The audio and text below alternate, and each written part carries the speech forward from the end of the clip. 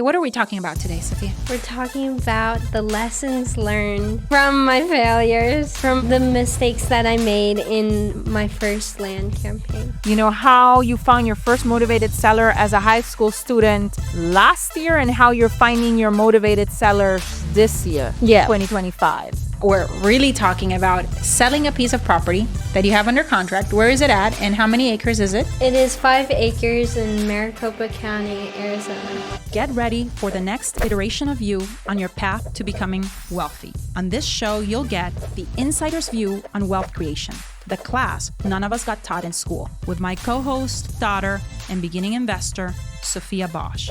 And now, let's get started. Welcome to the Becoming Wealthy podcast. I'm your host, Sophia Bosch, and I'm here with my co-host, Mama Bosch.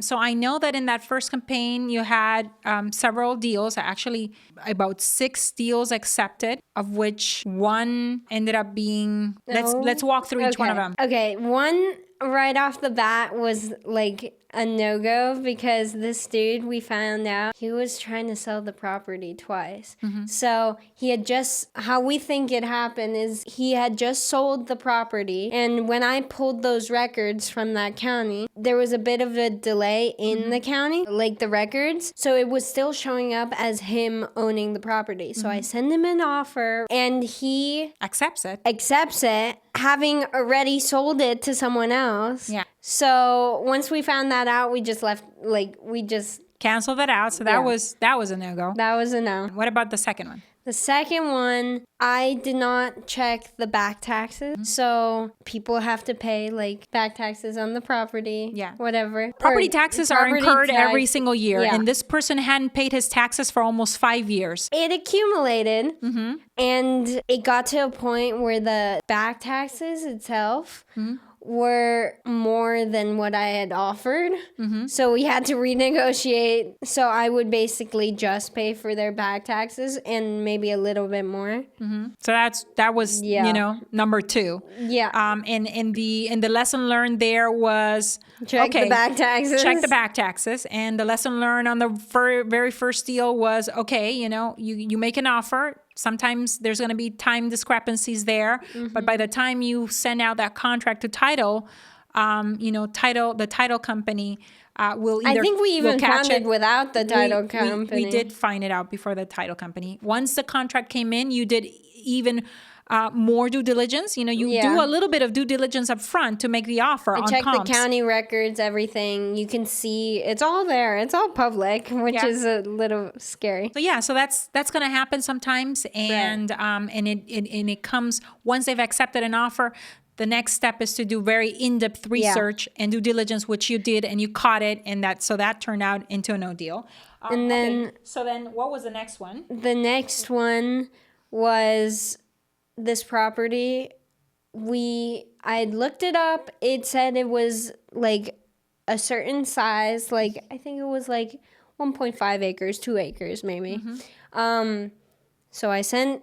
It all goes smoothly, right, until we go into title. And the title... And you had found a buyer already. I had found a buyer. The title search came back every single time because once they find the discrepancy, they basically redo it just to make sure everything's good. And every time they redid it, basically, the property got smaller and smaller and smaller. Yeah, the buyer requested at that point that they survey the land. And so he was willing to pay for a surveyor, and that surveyor basically measures the land out. And that's what surveying means. Yeah, and it got smaller. And it got smaller and smaller. And at that point, it wasn't worth it for him, and it wasn't worth it for you to buy it. The money also wasn't adding up either. Okay, so that was the size one. So that's number 3. And then what about the next one? The landlocked. Okay, tell me about the story there. Oh my God. Okay. So basically, the whole process, we had JV'd with another company to help me out. I can't take calls while I'm in school, right? For potential buyers, things like that. So I rather give 50% or whatever the percentage is of the deal at the end. To the then JV partner? Yeah, then have the contract expire and Have me no not deal. nothing. Me have, like, at the end of the day, come out with nothing. So I'd rather have something than nothing. Okay. So, of course, with that, it comes a little bit with a communication, like, lag, things like that. So that added on to all of this. So what happened there? So the landlocked property, first of all, I think I was mailing to Texas. Texas is a non-disclosure state, meaning they don't have to say how much it was sold for. So when on Zillow, if you go to Texas, any county, you'll see that it has a $sign and then a dashed line, so meaning they don't have to disclose what it was sold for or what it's selling for. I don't know why they do that, but Yeah. There's a list of states actually. so coming up with the market value was so incredibly hard, and on top of that, my inexperience together, and me being a little cocky. We're not gonna talk about. I said the market value was one price, one number, but it was really less. So then we go in, right? We negotiate a price, whatever. So we have a new price with the seller and we go to sell it. And now you're trying to find and now buyers. I'm trying to find buyers. And this property is landlocked, so it has no street access. It is surrounded by someone else's land. And this person, the one that owns the surrounding land, had put a gate. So when potential buyers wanted to come and see, oh boy, they couldn't get in. So they obviously went to the person that owns the gate, right? And the guy that put up the gate was trying to shoo them away. Like, he was not being very cooperative, would not let them through, like, absolute. So basically you had like 2 or 3 buyers that he basically scared away. Yeah. And so now I don't know if it was because he wanted to get a really low price on it. Because he seemed like he was interested. He was interested, but he was not willing to pay whatever we were asking. What was reasonable because of, like, what we were buying it from the seller also. Oh, it was just a mess. Okay. And so we let go of that one too. Yeah, because every single buyer, basically, he was shooing away. Oh. And then there was another one, the last one, which was also, it had to do something with the state being in a non-disclosure state, right, and the comping being a little bit off. Yeah. And so that was the other one. How will those mistakes or those issues or those failures inform your next actions right now as you continue growing your land biz? So I'm for sure going to be checking back taxes. Okay. So I've already started, like, when I'm comping or, like, figuring out the market value on the properties, during that process, I always, when I'm looking at that one specific property, I take the extra time and instead of doing it at the end or whatever, I do it with it. And I go and look at the county website, figure out if they owe any back taxes. And so that also plays into when I'm coming up with my offer amount. Make sure I figure that out. And then there's another thing that you're doing different, which is you're steering away now from these non-disclosure states. Yeah, I'm not doing that again. Yeah, we do have a list, and you're basically making sure. I just didn't know. You didn't even know the concept of a non-disclosure. No, I also stopped mailing too.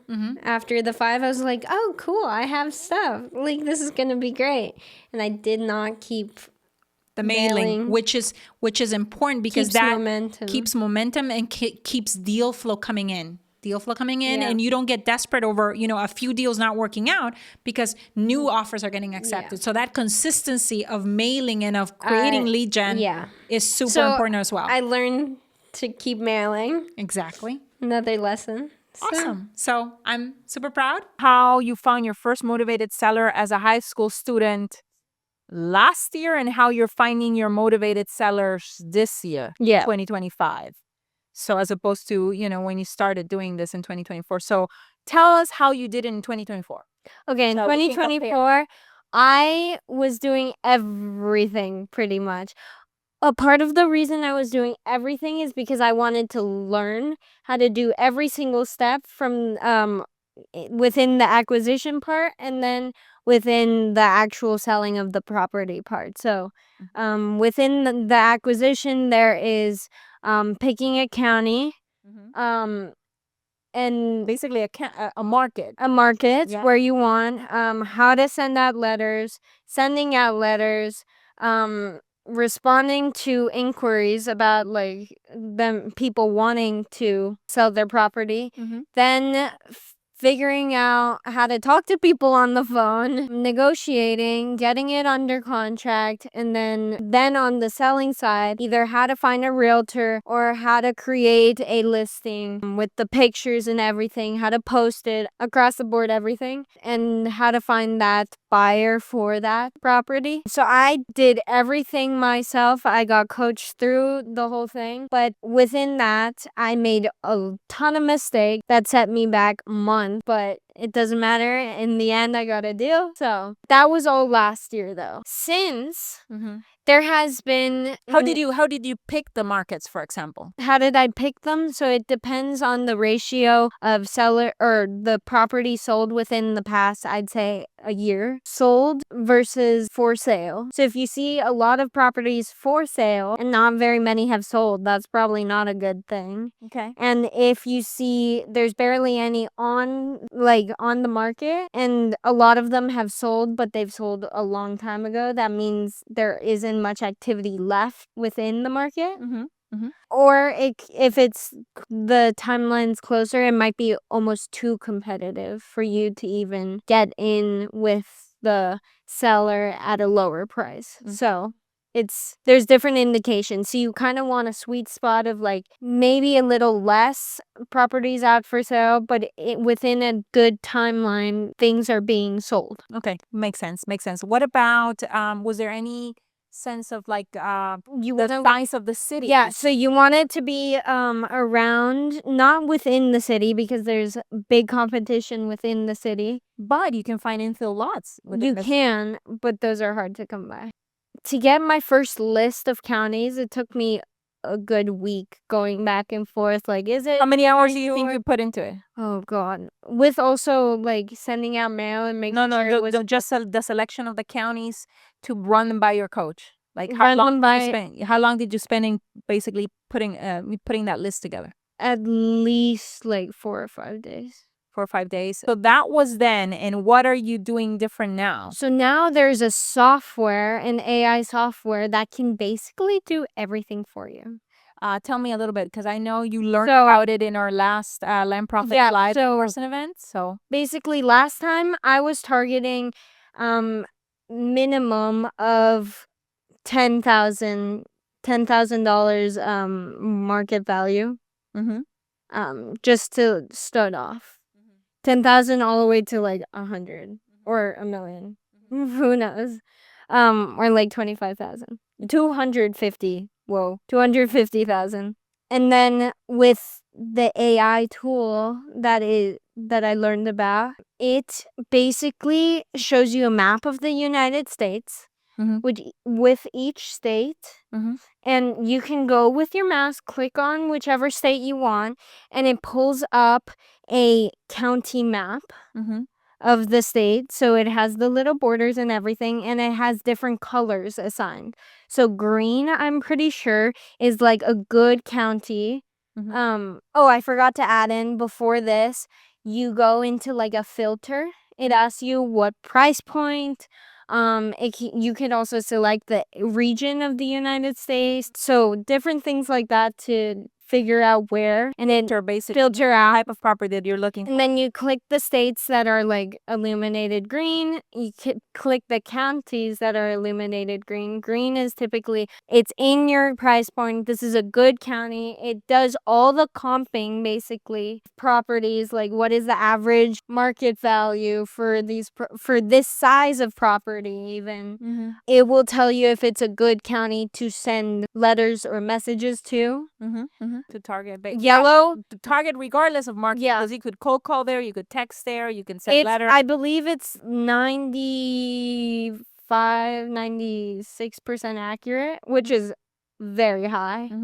And then yellow is maybe not the best, but you can still do stuff there. Maybe it's like lower price point, or the people have had some issues in the past selling, or things are being on the market for a very, very long time. Like it's not quick to sell. And then red is like, don't go there. Bad. It's like, it's either like not in the path of growth. There's no demand for it. There's no demand because maybe it's a bad area. And how long did it take to basically go through that process of selecting, I don't know, maybe 2, 3 counties or even 5? I swear to God, it took me 10 minutes. Like 10 minutes versus the 4 or 5 hours. So, or across and days. basically the premise of this is that basically behind the scenes AI is basically doing all the analysis for you, essentially. And then within the counties, you can even target specific zip codes if you want it to be that specific. So it really reduces and compresses time for you. Yeah, and that's one of the reasons why we're actually integrating it with Investment Dominator, which is our software. That's exciting. So that you don't have to go in 2 places, to go look up the counties and come up with your counties, and then come into the Investment Dominator and get basically your list or your data of potential sellers in those counties. We're basically integrating that into one thing, and that would be hopefully nice. making it easier, not just for you but also for the rest of because right now it's different softwares that are pulled up. If it's all together in one, that's even better. I will say though, I do appreciate my coach making me go through that whole process, because now I do understand how to look at different counties, and if I need to, or if I have a feeling that maybe this county, even though it was green, let me just check it once over. I know how to do that with my own self and my own resources, and I think I will keep still double check before you spend money on marketing. Exactly. Amazing. But I do think people should learn that before, instead of just fully trusting. Yeah. Or you can spend the money and test, and that Try it out. Yeah, try it out. Go for it. Absolutely. But as a teenager, and have limited resources, money, I would like to double check personally. Yeah, it makes complete sense. Now, talking about limited resources, for a beginner, what was the cost of this, and what made you, even though we hadn't integrated with Investment Dominator, which is being integrated as we speak, how much did you spend on to get that first motivated seller to say yes, like in mailers? Yeah, how much did you Okay, so I made a lot of mistakes. So how do we say, like, on average? No, or how just many for me? basically how much money did you spend? And how many deals did you get from that dollar spent? Okay, I sent out, I think, 5,000 letters. So 5,000 letters, each at, I want to say, 85 cents. So you spend like $4,200? Correct. So that, and say subscription services to like landid.com to find the actual parcel numbers. So that's like another 45 per month. And then if you want to consider, I set up a call center. That cost me but that's only if calls would come in. If only calls would come in, that cost me $50 a month. So you're about because that so fixed costs are about $150, 40, Yeah. 50, like under $150, plus of course your actual mailers, which is the bulk of the expense. So let's say And how many deals did you get from those? from those, I did not mail to the best counties because I made a couple errors. And what were some of those errors? Errors meaning I did not respond quick enough to some people. Okay. And they got upset. Okay. So they were like, absolutely not, whatever. They didn't want to hear from you because you were basically not professional. Okay. Yes, I wasn't. Because how am I supposed to know what to do? Okay, so now you know that whenever you send a mailer that you need to respond quickly, that people want to hear from a professional conducting business in a professional manner. So that was a great lesson, I think. Yes. The question was basically how many deals did you get from those Okay. 4,200? So I didn't pick the right counties. I didn't do that correctly. I didn't respond in time. So I got 5. Well, but you said that the coach had narrowed 6. down the counties from 8 They to 5. did. So what was the next mistake that you made then, or was that Oh, prior? the next mistake was actually sending an offer to those people. So a lot of people. But you said hold that on. no, wait. You said that the counties were not the right counties. Or So- they were good, solid. They weren't maybe the best, but they weren't the worst. But when I was sending the emails out, a lot of people were calling back. So I got like 40 responses maybe from a county. But then going through it, I sometimes couldn't get people's information.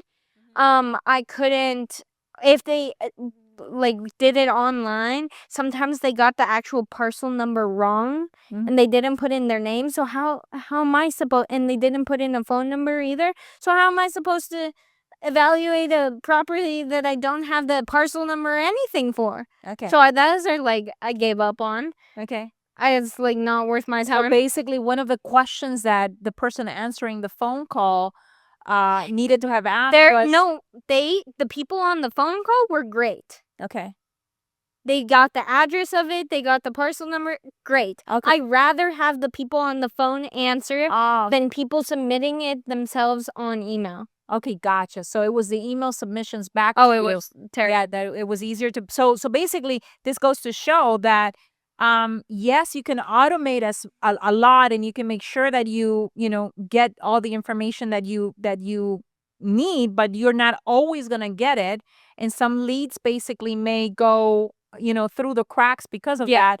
Whereas if you have an actual human, a warm body answering the phone, you for sure got the information that you needed. And then I will also say that when analyzing the properties, sometimes I would figure out that they're worth too little. Like I wouldn't be able to sell it for actually a margin. Okay. So those good profit. So I just send them an email or something saying like, I'm sorry, actually, like I will not be able to sell it. And then or to buy it buy it from you. Sorry. And then the next step is actually comping those deals. I made countless mistakes on how to actually comp it and value it because on the county website, their market value, their county assessed value is just crap. Their market value on there is also pretty terrible. Not something that you can trust. No. You need to actually call realtors in the area and see what properties are actually selling for in order to. Typically, that level is typically far too low. And the thing is that comping is kind of like part art, part science, Yeah. And so you have to do it enough in order to develop that like special touch, I guess, or that it's mastering. feeling. Good feeling, yeah, mastering. And I just didn't have that, obviously, because at the beginning, brand new, right? Yeah. So I looked at the numbers. I was like, okay, according to the numbers, it's this. And then I would run it by my coach, and he's like, Actually, I think you can I think it would be wise for you to offer a little more because I feel like you could sell it for this. Or Sometimes you depending on the seller, want your offer to be so lowball that you price yourself out. or it's almost like you make the seller feel like, oh my God, that's rude. Like that is a rude offer. Why would you send me that? But some of those offers, depending on the person, on the property and you never know. So you can still make them. But I get you can. I know you're a. I know. I like lowball offers. Yeah. I do. I definitely do. It's a number game, I know. so I don't take it personally if they, are upset about it. So, but that's just me. After again a lot of repetition, I'm okay with that. And as a beginner, I can see how you and probably the coach was also eager to help you get to a deal quicker. Okay, awesome. But I will say there are softwares now that can do that for you. Yeah, and even Investment Dominator has has an offer calculator right now. Inbuilt. Yes. That is helping. That was basically. It was very helpful. I sometimes tweaked it a little bit, but overall it was in the right range. Well, thank you, Sophia, for sharing with us, the before and after and contrasting, kind of like how you did it, in 2024, how you're doing it now in 2025, because markets are always changing, conditions are always changing, and it's important for investors to be adaptable. And we're basically going to go through the process of deciding whether we're going to sell it for cash or we're going to use seller financing, which means somebody gives us a down payment, and over the course of the next 5-8 years, with them making monthly payments, they're going to pay off their property. And so we want to see which of these two options is more profitable. And based on that analysis, we can make a better decision of, whether we're going to do it for quick cash or wait a little longer, but make a whole lot more money. And we're going to go ahead and take this, Sophia, to the whiteboard so that we can see those numbers and make our decision. Okay? Let's go. Okay, Sophia, so we have right now a property that we're trying to decide on whether we're going to do a cash sale or we're doing a seller financing sale. So this is kind of like the analysis right here that we would have to go through in order to basically decide. And I want us to go through the numbers of what it would look like if we basically sold it for cash.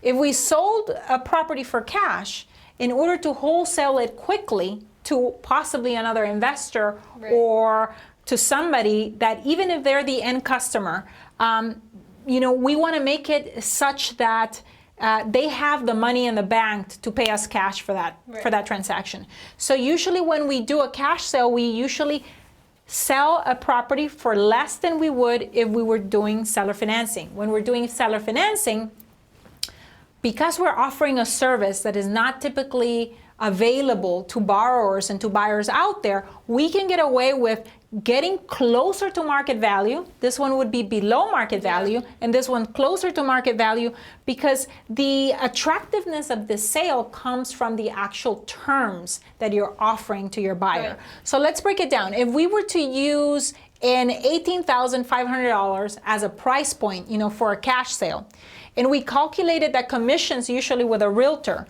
are about 10%, that would come to $1,800 in commission expenses. Closing costs can be anywhere between $900 and $1,200. So let's err on the side of being conservative, and let's basically overestimate, and let's go for the $1,200.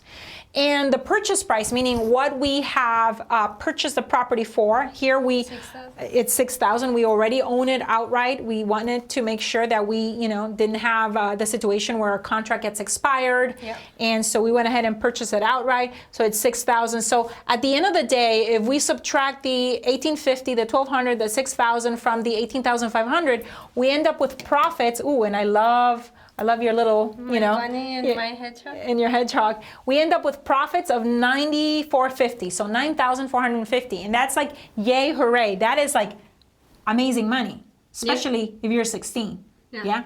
However, I also want us to look at, and this would be cash in the bank right away, and you go about sending out more mailing and using some of that money, to market and so on and so forth. If we were to do seller financing, though, like I mentioned earlier, we would use a higher dollar amount price point, something that is closer to market value, and still a little bit below so that we get a little bit of traction, but closer to market value, the same commission amount of 10%, which in this case would be $2,200. 10% of $22,000 is $2,200. Closing costs the same, $1,200. Now, if we were to sell this on terms, it's very typical in the land world to charge anywhere between 12 and even 13, 14, 15%. I have put it here at 12.9% as a possible interest, but you could take a little bit less than that if somebody actually puts down a bigger down payment. Right. But let's say that we're offering it at an interest rate of 12.9%, and that person that buys it is going to put a down payment of $4,400. Why $4,400? Because that constitutes about 20%. You don't ever want to sell a property on terms with a down payment less than 20%, because when people don't have enough money in the deal, basically that they have given to you, they're less likely to make their monthly payments. They need to have enough money in the deal so that they want to continue making the monthly payments and don't stop making their payments. Which, if that would happen, there's nothing wrong. You would have collected on the down payment on whatever monthly payments they would have made, right, and then you sell the property again. So that's not a problem. That's not a problem. You wouldn't lose this property if somebody stops making payment. You would just sell it again and actually make more money.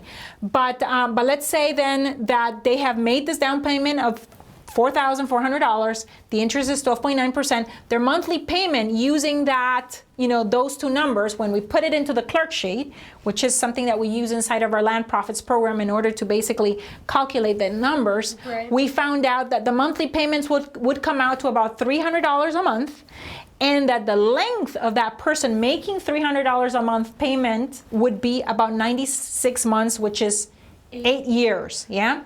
So when we do this, what happens, Sophia, is that when we use seller financing, somebody that has paid 12.9% now is being charged interest. Yeah. Their interest expense is your interest income. Okay. Income.